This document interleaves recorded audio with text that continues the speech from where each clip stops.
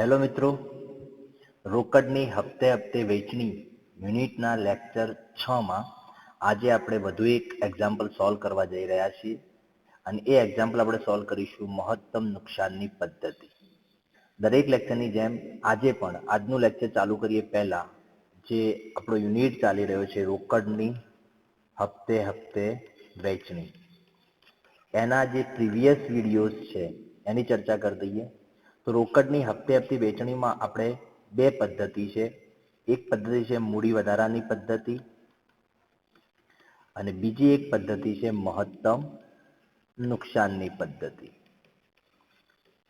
હવે મૂડી વધારાની પદ્ધતિમાં એક્ઝામ્પલ કઈ રીતે ગણવો એના માટે આપણે પ્રથમ 3 લેક્ચરો લીધેલા છે, લેક્ચર 1, 2 અને 3, અને જેના અંદર મૂડી વધારાના દાખલામાં આવતા લગભગ તમામ જે પણ અલગ અલગ પ્રકારના પોઈન્ટ છે એને આપણે કવર કરેલા છે. એના પછી લેક્ચર 4, 5 અને આજનું લેક્ચર 6, એ 3 લેક્ચરમાં આપણે મહત્તમ નુકસાન પદ્ધતિના અલગ અલગ દાખલાઓ સોલ્વ કરેલા છે. તો મહત્તમ નુકસાન પદ્ધતિનો આજે વધુ એક એક્ઝામ્પલ આપણે આજના લેક્ચરમાં સોલ્વ કરીશું.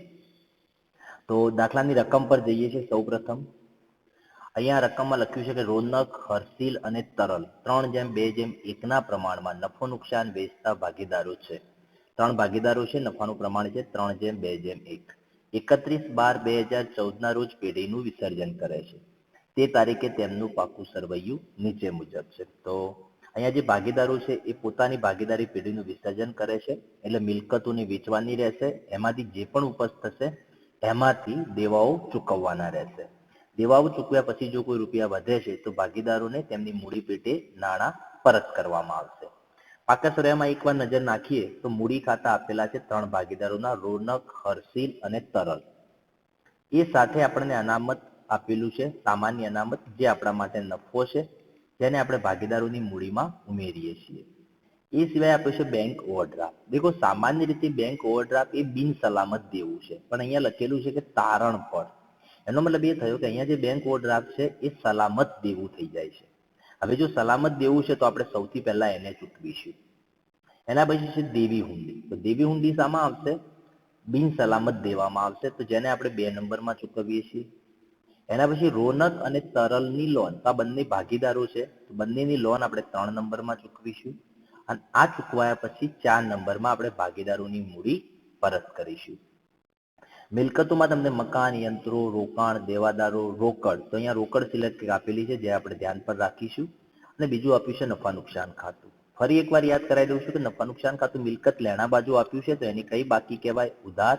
એટલે કે એ શું છે? નુકસાન છે, જેને ભાગીદારોની મૂડીમાંથી આપણે નફાના પ્રમાણમાં બાદ કરીશું.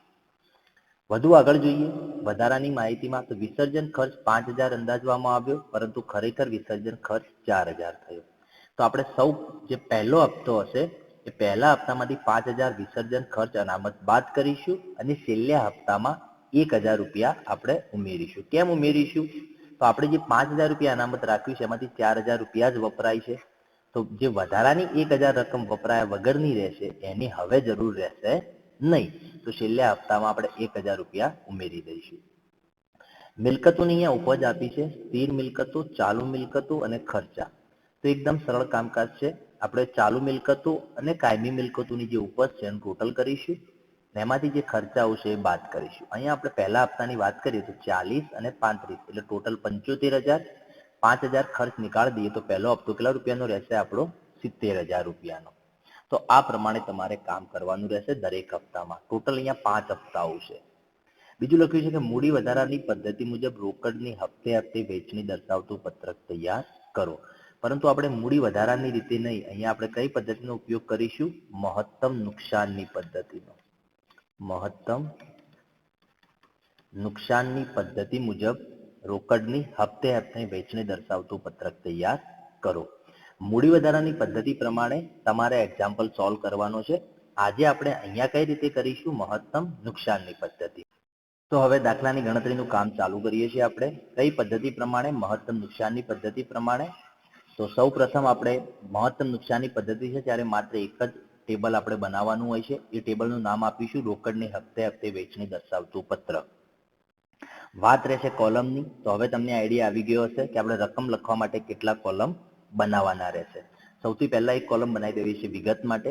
ત્યાર પછી આપણે દાખલામાં જે પણ દેવાઓ છે અને જેટલા ભાગીદારો છે એ દરેકની મૂડીના અને દરેક દેવા માટેના એક એક કોલમ બનાવવાના રહેશે. તો આપણા દાખલામાં જોઈએ તો દેખો અહીંયા 3 ભાગીદારો છે તો 3 કોલમ એમના થઈ ગયા. સામાન્ય અનામત નફો છે તો એને આપણે કોલમ બનાવવાનું ના હોય, એને આપણે ભાગીદારોની મૂડીમાં ઉમેરી લઈશું.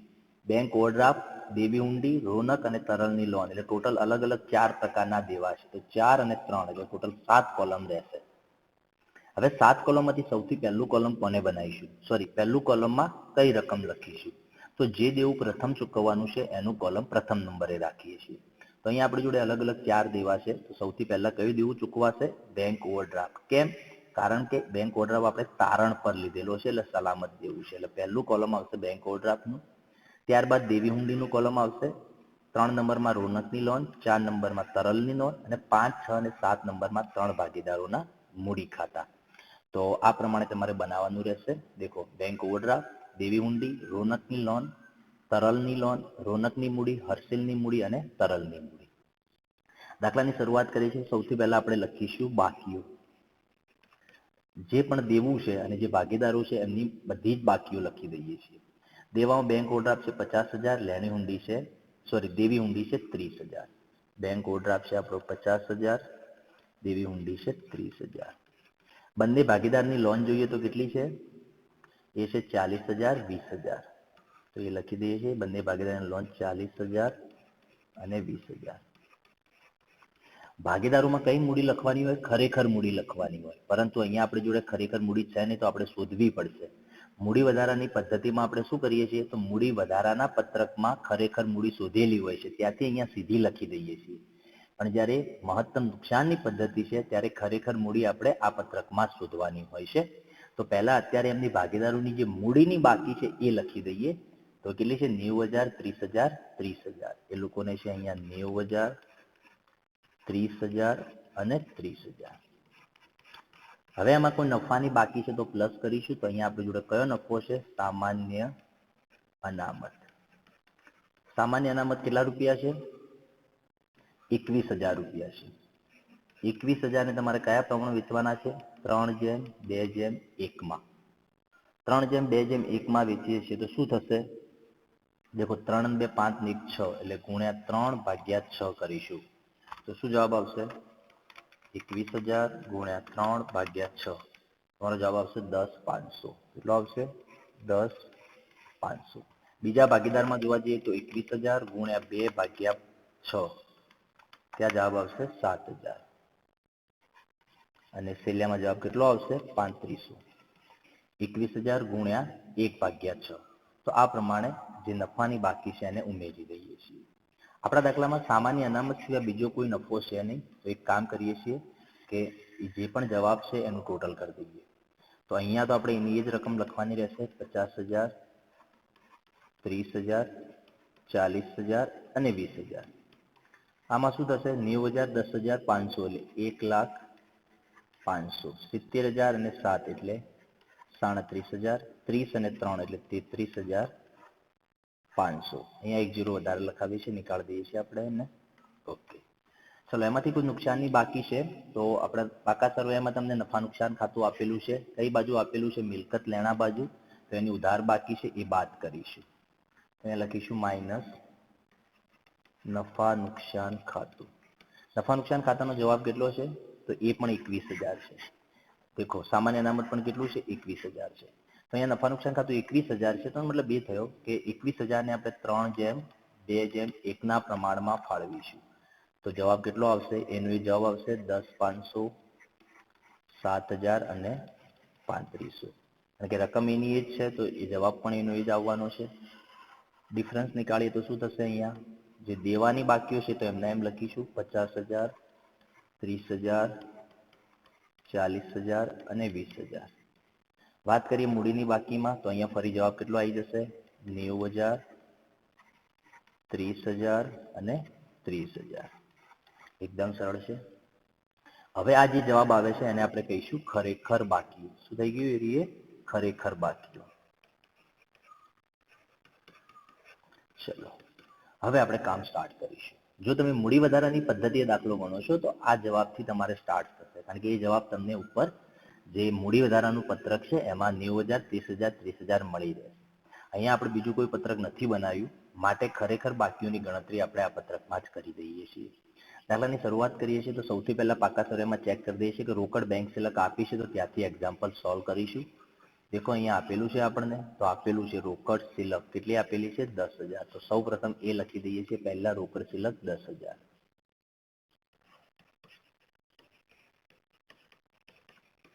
એમાં આપણે પ્રથમ હપ્તો ઉમેરી દઈએ છીએ. તો પ્રથમ હપ્તો કેટલા રૂપિયા છે 40 અને 35, એટલે ટોટલ કરીએ તો કેટલું થાય, બંને મિલકતોની ઉપજ થઈને 75,000. 5,000 ખર્ચા બાદ કરીએ તો પહેલો હપ્તો થશે તમારો 70,000 રૂપિયાનો. તો આપણે ત્યાંથી શરૂઆત કરીએ છીએ. તો એ લખી દઈએ છીએ પહેલો પ્રથમ હપ્તો 70,000 પ્લસ પ્રથમ હપ્તો 70,000. ટોટલ રૂપિયા તમારી જોડે કેટલા એકઠા થયા 80,000. 80,000 માંથી પહેલા જો કોઈ અનામત રાખવાનું છે ખર્ચાઓ માટે કે દેવા માટે તો એ રાખી દઈએ છીએ. અહીંયા વિસર્જન ખર્ચ માટે માત્ર અનામત રાખવાનું છે, એને કેટલું છે 5,000. તો પહેલા લખી દઈએ છીએ માઇનસ વિસર્જન ખર્ચ અનામત 5,000. આપણી જોડે રૂપિયા રહેશે 75,000. એકદમ સરળ કામ છે. 75,000 માંથી સૌથી પહેલા કયું દેવું ચૂકવીશું, તો બેંક ઓવરડ્રાફ્ટ, કારણ કે એ તારણ પર છે. બેંક ઓવરડ્રાફ્ટ 50,000 છે, આપણી જોડે રૂપિયા 75,000 છે, તો પૂરેપૂરા બેંક ઓવરડ્રાફ્ટના રૂપિયા ચૂકવાઈ જશે 50,000. બેંક ઓવરડ્રાફ્ટ ચૂકવીએ છીએ તો બેંક ઓવરડ્રાફ્ટના ખાનામાં પણ રકમ લખીએ છીએ. હવે રૂપિયા વધે છે 25,000. ચલો 25,000 પછી કોનો વારો આવશે, દેવી ઊંડી. એ બિન સલામત દેવું છે. દેવી ઊંડી કેટલી છે 30,000 છે, પરંતુ આપણી જોડે રૂપિયા 25,000 છે. એનો મતલબ એ થયો કે પૂરેપૂરી દેવી ઊંડી નહીં ચૂકવાય. એક કામ કરીએ છીએ, અત્યારે 25,000 ચૂકવી દઈએ છીએ દેવી ઊંડીના, બરાબર. બાકીના જે રૂપિયા વધે છે ચૂકવવાના એ આપણે એના પછીના બીજા હપ્તામાં ચૂકવીશું. તો 30 માંથી 25,000 જ ચૂકવી છે, કારણ કે અત્યારે આપણી જોડે 25,000 રૂપિયાની જ રકમ વધી છે. હવે જોઈએ તો દેખો અહીંયા આપણી જોડે જે રોકડ સિલક છે શૂન્ય થઈ જાય છે. રોકડ શૂન્ય થઈ જાય છે તો આપણે બાકીઓ નીકાળી દઈએ છીએ દરેકની. શું થશે દેખો, 50 માંથી 50 ચૂકવાઈ ગયા, 30 માંથી 25 ચૂકવાય છે એટલે 5,000. અહીંયા આપણે હજુ કશું રકમ ચૂકવી નથી તો એમને એમ જ લખવાની રહેશે. જે પણ બાકીઓ તમારી છે એમના એમ 90,000, 30,000 અને 30,000. ચલો પ્રથમ હપ્તાનું કામ પૂરું થઈ ગયું. હવે આપણને મળે છે બીજો હપ્તો. અહીંયા લખીશું બીજો હપ્તો. બીજા હપ્તાની રકમ કેટલી છે જોઈ લઈએ. ચલો બીજો હપ્તો છે 40,000. ચાલુ મિલકતોમાં કોઈ ઉપજ નથી, માત્ર 1,000 બાદ કરીશું એટલે બીજા હપ્તાની રકમ આપણી જોડે આવશે 41,000 રૂપિયા. સિમ્પલ છે, ખર્ચાઓ બાદ કરી દઈએ છીએ, બંને મિલકતોની ઉપજ ઉમેરી દઈએ છીએ. તો 42 માંથી 1,000 ખર્ચ માઇનસ કરીશું તો બીજા હપ્તાની ઉપજ કેટલી રહેશે 41,000. ત્યાંથી શરૂઆત કરીએ છીએ 41,000. ચલો 41,000 માંથી સૌથી પહેલા શું કરીશું, તો અહીંયા દેવી હુંડી 5,000 ચૂકવવાની બાકી છે, એ ચૂકવી દઈએ છીએ આપણે. દેવી હુંડી 5,000. ચલો દેવી હુંડીમાં 5,000 ચૂકવાઈ જાય છે. હવે આપણી જોડે રૂપિયા કેટલા રહેશે 36,000. ચલો 36,000 માંથી શું થશે હવે, તો હેડિંગમાં જોઈએ તો રોનકની અને તરલની લોન. રોનક અને તરલ બંને કોણ છે, ભાગીદારો છે. તો બંને ભાગીદારો છે તો બંનેની લોન સાથે ચૂકવવી પડે. હવે બંનેની લોન સાથે ચૂકવવા માટે આપણે જોવા જઈએ તો આપણી જોડે રૂપિયા કેટલા રહેશે 40 અને 20, એટલે ટોટલ 60,000 રૂપિયાની લોન છે બંને ભાગીદારોની. ત્યારે આપણી જોડે રૂપિયા કેટલા વધ્યા છે અત્યારે 36,000. એનો મતલબ એ થાય છે કે બંને ભાગીદારોને આપણે એક સાથે પૂરી લોનની ચૂકવણી કરી શકીશું નહીં. હવે જ્યારે બંને લોન સાથે ચૂકવવાની છે, આપણી જોડે પૂરતા રૂપિયા નથી, તો જે એમની લોન છે અથવા જે દેવું છે એ દેવાના પ્રમાણમાં ચૂકવીશું. તો 40,000 ને 20,000 નું પ્રમાણ નીકાળીએ તો કેટલું આવશે 2:1. 20,000 વડે ડિવાઈડ કરી દઈએ છીએ તો 2:1 નું પ્રમાણ આવશે. તો આપણી જોડે જે 36,000 રૂપિયા છે એને 2:1 માં ચૂકવીશું. તો અહીંયા લખીએ છીએ માઇનસ, શું નામ છે, ભાગીદારો ડાયરેક્ટ લખી દઈએ છીએ આપણે, ભાગીદારોની લોન. કઈ રીતે ચૂકવીશું 2:1 માં. તો 36,000 ને 2:1 માં વેચી દઈએ છીએ. શું જવાબ આવશે, શામાં ચૂકવવાના છે 2:1. તો આ પ્રમાણે થશે 36,000 ગુણ્યા 2 અને ટોટલ પ્રમાણ 3. અહીંયા એટલે અહીંયા જવાબ આવશે તમારે 24,000 અને અહીંયા જવાબ આવશે 12,000. તો 37,000 માંથી 24,000 રૂપિયા આપણે કોને ચૂકવીશું? રોનકની લોનમાં, અને 12,000 તરલની લોનમાં. એટલે આપણી જોડે અહીંયા રૂપિયા પૂરા થઈ જાય છે. આપણે જે વાત કરી છે એ પ્રમાણે અહીંયા બેલેન્સ પૂરું થઈ જાય છે, તો આપણે બાકીઓ નીકાળી દઈએ છીએ ફરી એકવાર. બાકીઓ નીકાળીશું તો શું થશે? દેખો અહીંયા, ચલો અહીંયા ડેશ, 5 માંથી 5 ચૂકવાઈ ગયા એટલે ડેશ, 40 માંથી કેટલા ચૂકવાયા? 24. એટલે કેટલા રૂપિયા વધે અહીંયા? 16,000. અને 20,000 માંથી 12,000 ચૂકવ્યા એટલે 8,000. ભાગીદારોની મૂડીમાં આપણે હજુ સુધી કશું ચૂકવ્યું નથી, તો એમના એમ જ રૂપિયા લખી દઈએ છીએ. એમાં કોઈ બદલાવ આવશે નહીં. ચલો, બીજો હપ્તો પૂરો થઈ ગયો. હવે આપણે જઈએ છીએ ત્રીજા હપ્તા ઉપર. ત્રીજા હપ્તામાં શું હાલ છે? દેખો, 70,000 સ્થિર મિલકતોમાંથી આવે છે, 30,000 રૂપિયા ચાલુ મિલકતોમાંથી આવે છે, 1,000 રૂપિયા ખર્ચ થયો છે. 70 અને 30 એટલે 1 લાખ.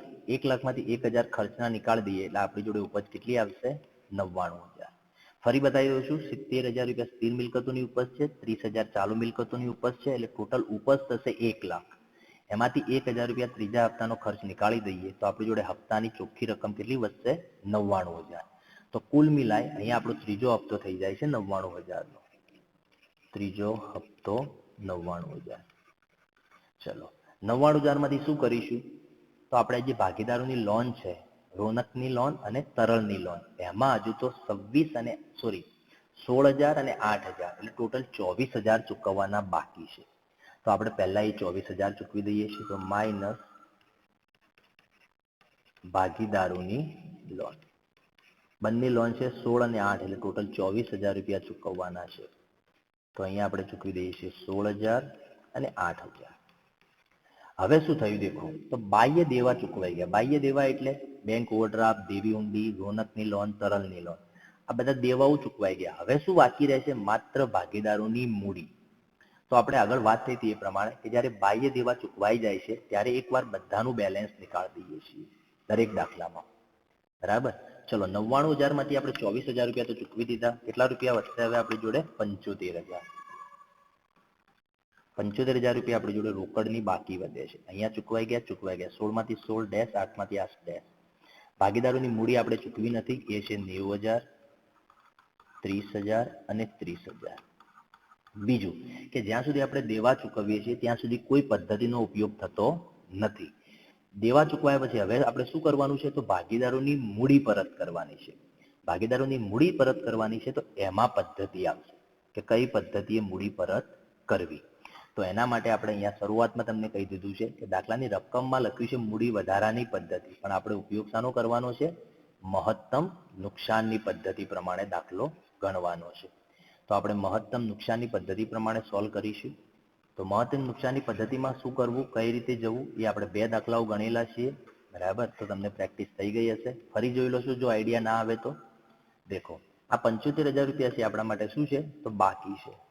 અત્યારે આપણી જોડે 75,000 છે.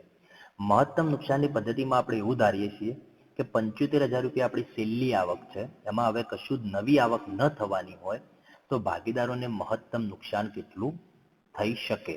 તો એના માટે ભાગીદારોને આપણે ટોટલ રૂપિયા કેટલા ચૂકવવાના છે? 90,000, 30,000, 30,000. આ ત્રણનું ટોટલ કરીએ તો કેટલા રૂપિયા થાય? 1,50,000. એનો મતલબ એ થયો કે ત્રણેય ભાગીદારોને ટોટલ 1,50,000 ચૂકવવાના છે. જ્યારે આપણી જોડે માત્ર 75,000 રૂપિયા જ હોય તો અહીંયા મહત્તમ નુકસાન કેટલું થઈ શકે? -75,000. બરાબર? તો અહીંયા આપણે લખીશું કુલ મૂડી અને 75,000 એ શું છે આપણા માટે? મહત્તમ નુકસાન છે. ચલો, સરળ. મહત્તમ નુકસાનને ભાગીદારોના નફાના પ્રમાણમાં વેચી દો એટલે 3:2:1. શું જવાબ આવશે? 75,000 ગુણ્યા 3, ટોટલ પ્રમાણ છે 6. જવાબ તમારે આવશે અહીંયા 37,500. બીજા ભાગીદારમાં જોવા જઈએ તો કેટલા આવશે? 75,000 ગુણ્યા 2/3. તો ત્યાં જવાબ આવશે 50. સોરી, મેં કશું ભૂલ કરી છે. 75,000 ગુણ્યા 2/6. તો ત્યાં જવાબ આવશે તમારે 25,000. અને એ જ પ્રમાણે છેલ્લેમાં 75,000 ગુણ્યા 1/6. ત્યાં જવાબ આવશે 12,500. આપણે એક વાત કરી હતી કે દરેક રકમ મહત્તમ નુકસાન માઇનસ છે, તો ત્યાં આગળ પણ માઇનસની સાઇન રાખીએ છીએ. તો રકમ ફરી લખીએ છીએ આપણે, -37,500, -25,000 અને -12,500. ઓકે, ચલો. મહત્તમ નુકસાન લખ્યા પછી તમારે શું કરવાનું હોય છે તો જવાબ શોધવાનો. તો બાહ્ય દેવામાં બધામાં ડેશ રહેશે. 90,000 માંથી 37,500 જાય, શું જવાબ આવશે? 90,000 માઇનસ 37,500, ત્યાં જવાબ આવશે 52,500. અહીંયા જવાબ પ્લસમાં આવે છે કે માઇનસમાં આવે છે, ખૂબ જ અગત્યનો છે. ચલો 30,000 માઇનસ 25,000, ત્યાં જવાબ આવશે 5,000. અને છેલ્લામાં 30,000 માઇનસ 12,500, તો ત્યાં જવાબ આવશે 17,500.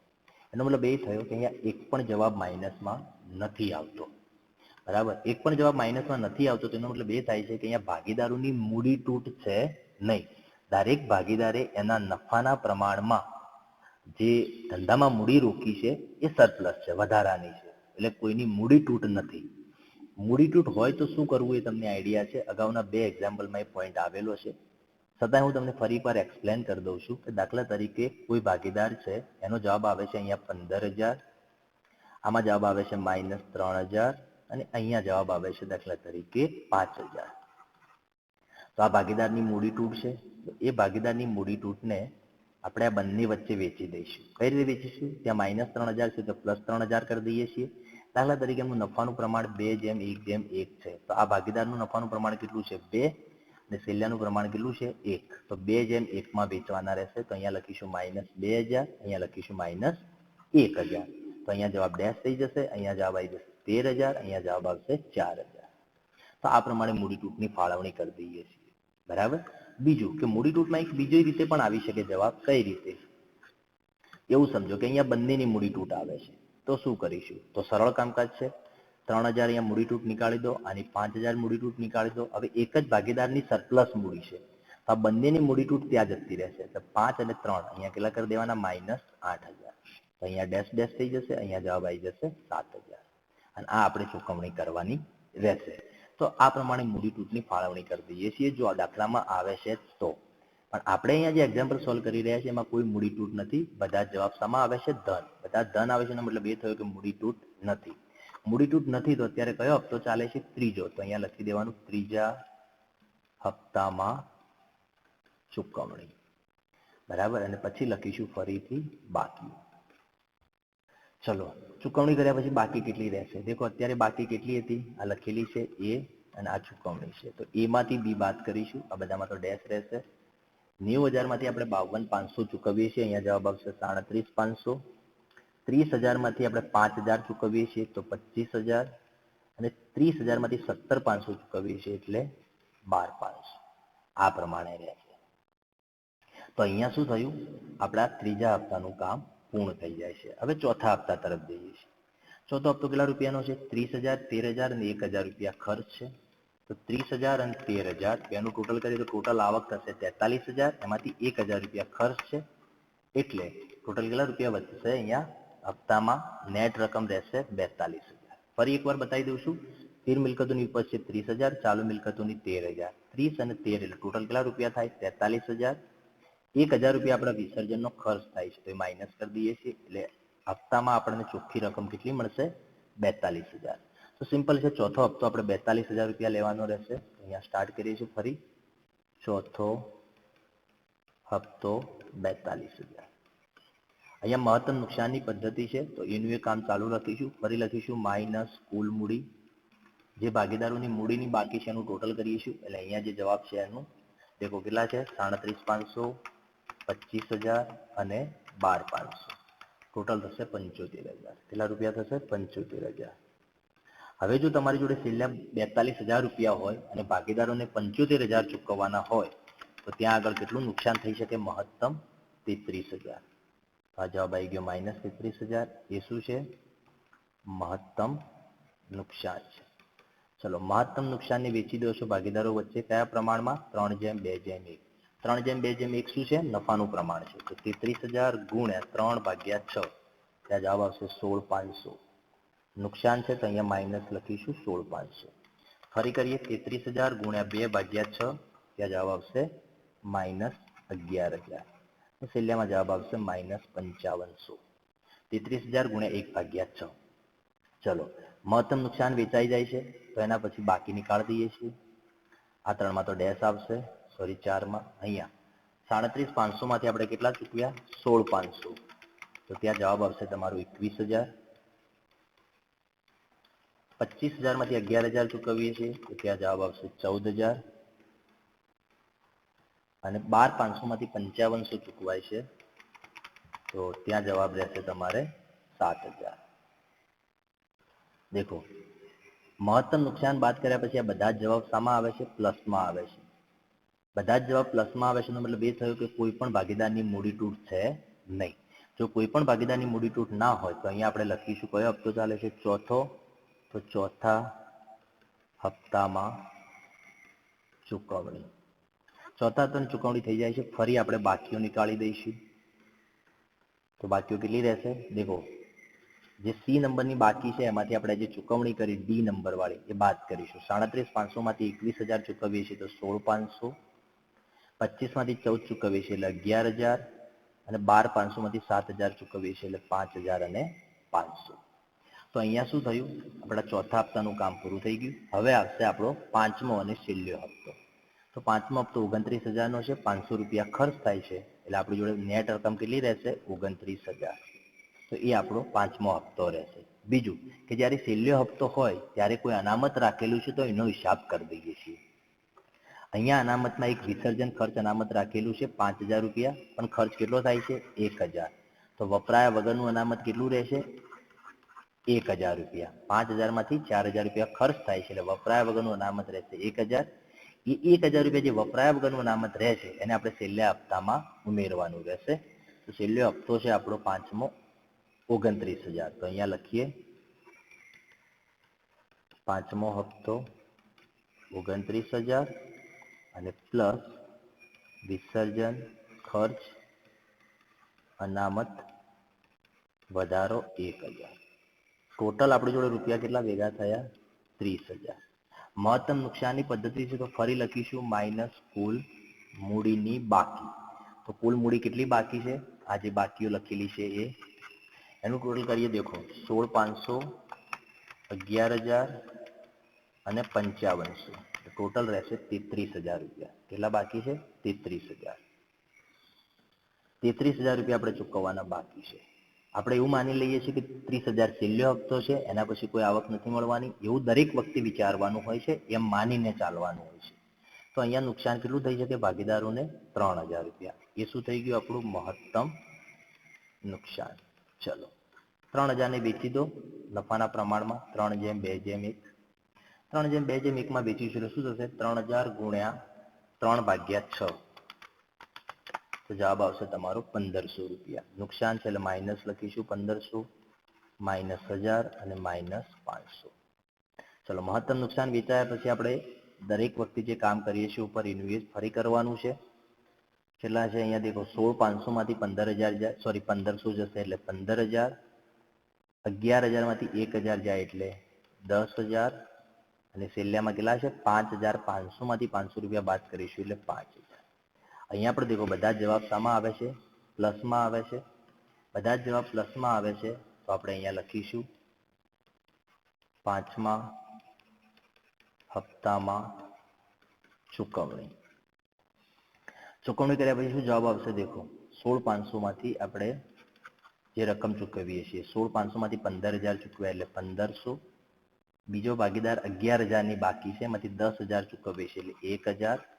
અને છેલ્લો ભાગીદાર છે 5500 માંથી 5,000 ચૂકવીએ છીએ એટલે 500 રૂપિયા.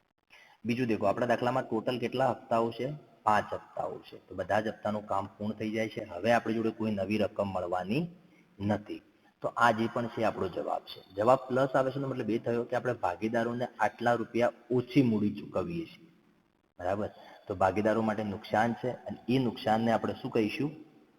તો માલ મિલકત નિકાલ ખાતાની ખોટ. માલ મિલકત નિકાલ ખાતાની ખોટ. તો ભાગીદારો માટે આ નુકસાન છે.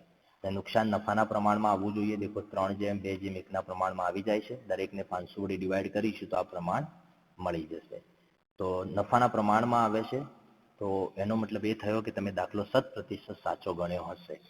બરાબર? તો આ પ્રમાણે એક્ઝામ્પલ સોલ્વ કરવાનો હોય છે. તો અહીંયા આપણે અલગ અલગ બંને પદ્ધતિની ચર્ચા કરી દીધી જે તમારા મોસ્ટ ઇમ્પોર્ટન્ટ છે આ ચેપ્ટર્સ માટે, અને એમાં પણ ઇમ્પોર્ટન્ટ જે પણ એક્ઝામ્પલ છે એની પણ આપણે અહીંયા ગણતરી કરી છે. એ સિવાય એક્સરસાઇઝમાં તમને જે પણ દાખલાઓ આપ્યા છે તમારે સોલ્વ કરવાના છે. છતાંય તમને ક્યાં આઈડિયા ના આવે અને કશુંક ડાઉટ છે તમે તો કમેન્ટ કરી શકો છો અથવા તો વોટ્સઅપ મેસેજ કરી શકો છો. તો મિત્રો આજના લેક્ચરમાં આટલું જ. Thank you.